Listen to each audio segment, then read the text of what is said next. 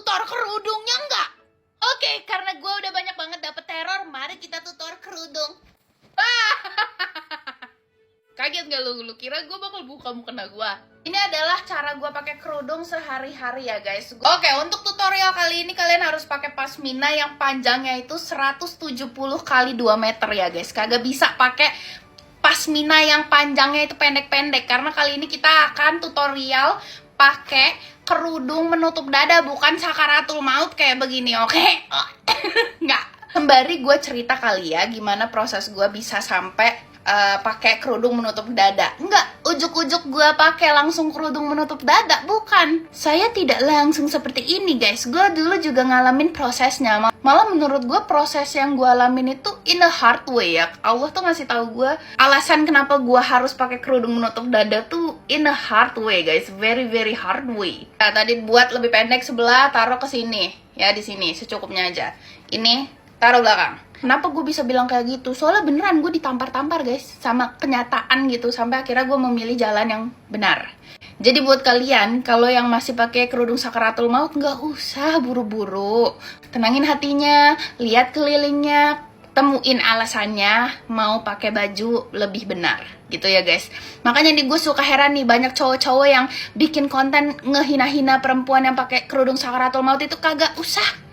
Lu doain aja, semua orang itu punya caranya, nggak usah dihina-hina. Ya Allah, kebelakangin. Udah lu lihat aja ini ya sambil gue cerita.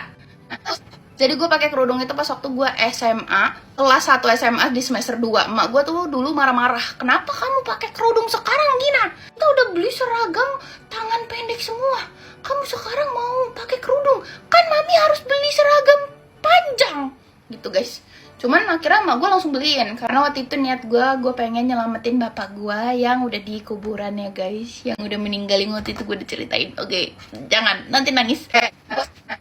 Terus gue tuh nggak ujuk-ujuk langsung pakai baju yang tertutup gitu, enggak guys. Gue dulu juga suka tuh pakai celana pensil, terus juga pakai lengan yang pendek-pendek, terus sama gue juga gitu, gue juga pernah kayak gitu. Tapi apa yang merubah gue itu karena gue menyadari kalau pandangannya laki-laki tuh ya jahat. Alhamdulillahnya yang gue alamin itu bukan hal yang parah banget ya, enggak. Lisan dan juga ya tatapan-tatapan gitu 4 kali.